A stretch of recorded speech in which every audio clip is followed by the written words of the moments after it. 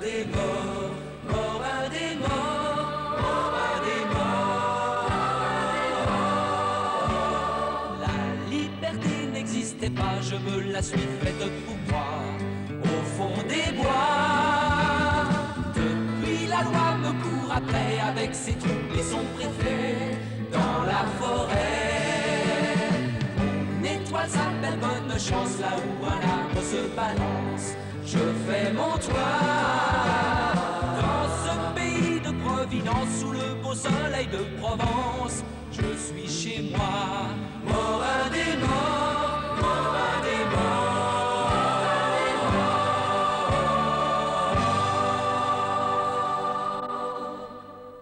La bravade de Saint-Tropez a eu lieu comme tous les ans. Morin y était. Sandry aussi. Mais son cheval, affolé par les coups de tromblon des mousquetaires, se sauva dans la mer. Sandry voulut se venger. Une poursuite s'engagea dans les morts, où une fois encore, les gendarmes furent trompés par une ruse de Morin. Parce qu'on est rudement embêtés, hein, Morin et moi. Bon, ça ne fait rien. Ah, ça vous fait rien à vous que vous avez le droit de fumer votre pipe, avec le derrière assis dans un fauteuil. Pastore, ce qui compte, c'est que toute la Provence rigole avec nous. La légende de Morin et la vôtre grandissent, toute vivante. Mon œil, c'est qu'à bien. Ben si, un jour, Jean Écart écrira un livre sur vous. Pour lui, Morin des Morts, c'est un cousin de Guignol à la Méridionale. Et je suis sûr qu'il saura reproduire son langage, ses expressions, incorrection et barbarisme compris. À propos d'incorrection, j'ai une anecdote à vous raconter. Ah. Et elle est toute neuve. L'autre matin, on tape à ma porte. Chez Monsieur Rinal? Oui, madame, entrez. Merci, entrez. Monsieur Rinal, il y a une dame qui vous demande. Bonjour, madame. C'est Monsieur Rinal? Oui, madame. Ah, Monsieur Rinal, on m'a beaucoup parlé de vous, comme d'un homme qui a le cerveau bien plein et le cœur sur la main. Le parfum de votre renommée se fait sentir jusqu'au lavandou, d'où c'est que je viens. Je suis veuve. Je vois, madame. Oh, c'est tout frais. Ça date à peine d'il y a 15 jours. Oh, toutes mes condoléances, madame. À vos souhaits, monsieur. Et que puis-je pour vous? Je suis venue vous voir pour que vous me fassiez une morale. Que je vous fasse la morale? Oh non, non, pas la morale, non. Une morale. Une morale, une petite morale. Mettez-moi par écrit une petite morale. Une morale que tout le monde pourra lire dans le journal. Eh bien, si vous voulez entrer, madame... Oui, pardon. Vous allez m'expliquer. Je vous en prie, asseyez-vous, madame. Merci.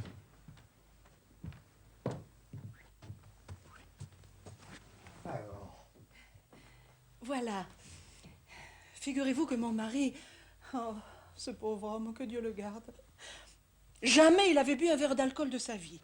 Mais jamais. Quand je dis jamais, c'est jamais. C'était pas faute de lui dire. Clarius, quand même, un doigt de vin, ça te remonterait. Délicat de constitution comme tu es. Le vin fait la force, tu le sais. Ah, Banaste. C'est comme si j'avais chanté « Nous irons à Valparaiso » à un homme qui a jamais quitté Briançon. Il me répondait « Tourninette, le bon Dieu, il a fait l'eau, il n'a pas fait le vin. Pourquoi tu veux m'en donner hein? Tous ces poisons, là, le pastis, l'eau de vie, tu sais bien que ça fait voir de travers. Ça vous donne des colères folles. Moi, je veux être sobre. » Et il l'était, monsieur, comme 30 chameaux, en 19 ans et demi de mariage. Pas une parole plus haute que l'autre. Jamais il a levé le petit doigt sur moi. Hein. Il me disait, je me couperais plutôt la main que de te frapper, Tourdinette. C'était sûrement un homme admirable. Mais je ne vois pas... Toute la journée, du matin au soir. Tourninette par-ci, Tourninette par-là. Le cœur m'a remué encore, monsieur. Eh bien, croyez-le si vous voulez. Tout le pays tout entier, tout le lavandou, dit qu'il était un ivrogne et qu'il me battait comme un poulpe. Comme quoi? Comme un poulpe. Les poulpes, on les bat pour les attendrir, avant de les faire cuire. Ah oui, oui, les poulpes, oui. Encore une fois, Alors je me suis dit, Monsieur Rinal, qui est si bon, m'écrira une petite morale pour mettre dans le journal, pour que tout le monde sache que mon mari ne s'est jamais impégué de sa vie et qu'il m'a jamais battue. Et ça fermera le couvercle de la marmite.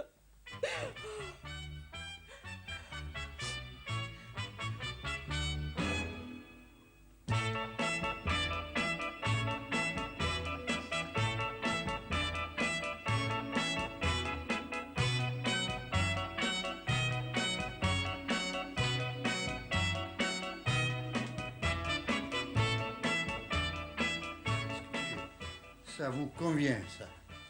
Oui, mais attention, non, il ne faut pas mettre cette morale dans le journal. Non, non, non, vous allez faire encadrer, comme un tableau, ce papier que je vous donne. Et vous le poserez sur sa tombe. Oh, ça m'a l'air bien. Mon Dieu, c'est que ça m'a l'air bien. Lisez-le, monsieur, que je me l'entende. Ici repose Clarius Honoré Ciblé, cordonnier de son état, habile à faire du neuf avec du vieux. La rumeur publique l'a injustement accusé de boire et de battre sa femme. Sur sa tombe, sa veuve inconsolée déclare que ses propos sont de purs mensonges et devant Dieu, elle le jure en foulant aux pieds la calomnie. Je la foule aux pieds, voilà. Oh, monsieur Rinal, c'est exactement ça la morale que je voulais. Oh, tenez, voilà 5 francs. Oh, madame, non, il n'en est pas question. Oh, vous n'en êtes que meilleur.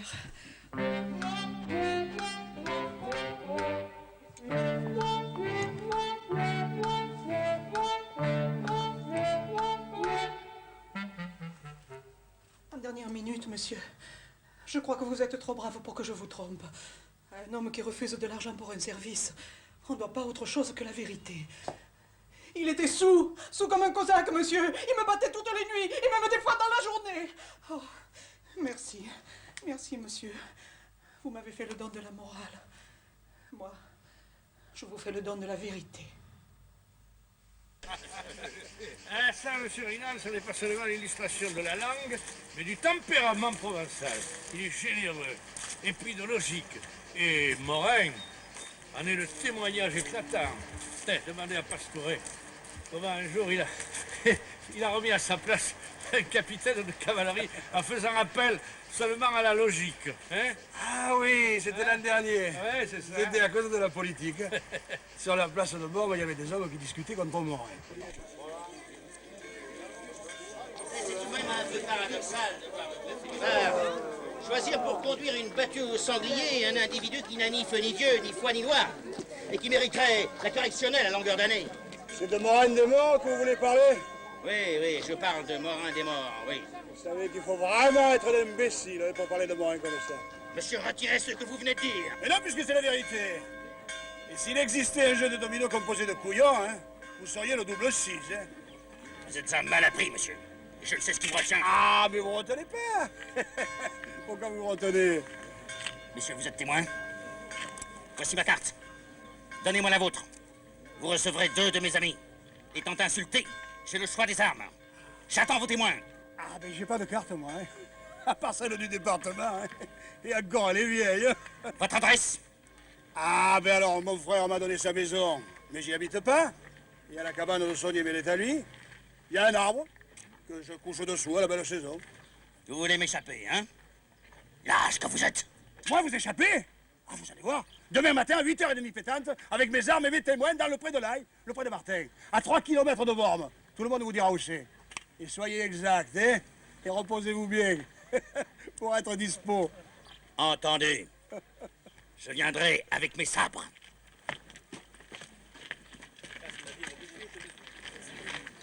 Les sabres? Voyons, Pastouret, à quoi vous attendiez-vous, capitaine de cavalerie? Je sais pas, moi, même pas au sabre. Au pistolet, sans doute. Oui, peut-être, sauf que un pistolet, j'en ai jamais tenu un de ma vie. Hein. Ah, bon, alors, vous provoquez les gens en duel, et ensuite vous vous étonnez qu'ils répondent à la provocation. Mais j'ai jamais provoqué cet homme en duel, jamais. Et alors, qu'est-ce qu'il fallait qu'il fasse? Qu'il vous demande pardon d'avoir mal jugé Morin? Oui. En ce cas, il fallait pas le traiter d'imbécile. Enfin, puisqu'il raisonnait comme un imbécile. Ah, vous voyez, monsieur Rinal, la logique. Et comment vous vous en êtes tiré? Là, j'ai consulté Morin. Ah, et Morin a trouvé la solution pour que vous échappiez à la boucherie. Parce que ça aurait été une véritable boucherie. Bien sûr. Avec son tranchoir, il me découpait en rondelles en moins de temps qu'il faut pour épeler le nom d'Armand Fallier. Qu'est-ce qu'il avait trouvé, Morin? Eh bien, le lendemain...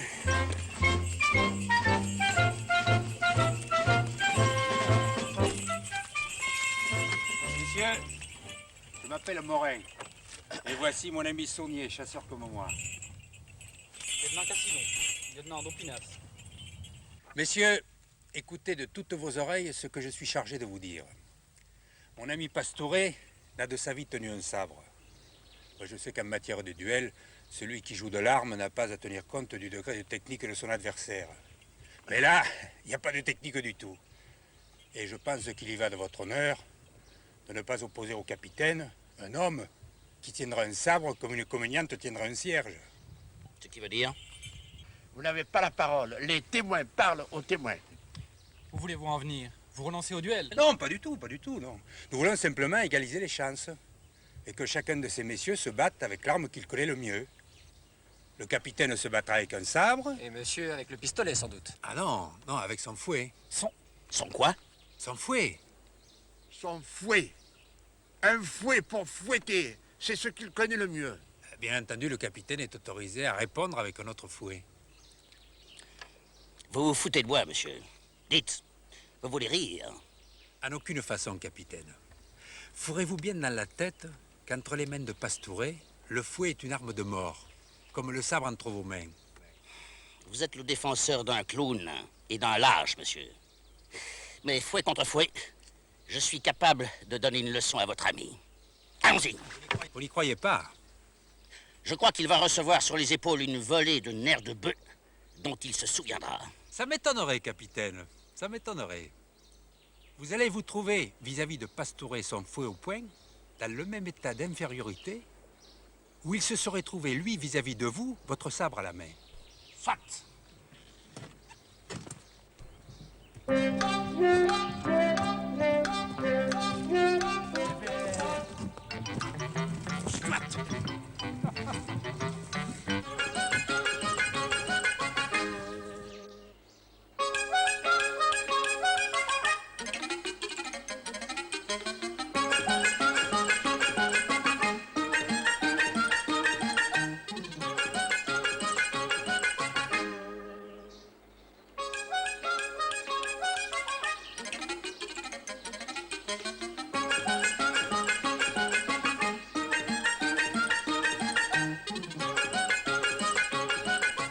J'ai plus la main. C'est merveilleux. Vous êtes merveilleux. Comprenez que dans ces conditions, il faut faire sauter un œil de son orbite. Admettez avec moi, capitaine, que le duel est une chose idiote. Dites, êtes-vous aussi fort à la table qu'au fouet? Ah, ben là, je suis champion. Et moi aussi. Moi aussi. Et vous l'autre. Monsieur Morin, je vous mésestimez. Votre sens de la justice me touche. Des hommes comme vous devraient être de l'autre côté de la barrière. C'est-à-dire que pour moi, il n'y a pas de barrière du tout. Alors, c'est la cause de tous mes ennuis. Allons dîner. Allons-y. Je suis varois, je suis gaulois, je vis en marge de la loi, comme un renard. Accouché dans le même lit, ils m'ont appris à être aussi un peu panda. On me surnomme Morin des morts, mais je ne vis pas comme un mort, coquin de sang. Et si je dois finir un jour, ce qui me perdra sans retour sera l'amour. Morin des morts, Morin des morts.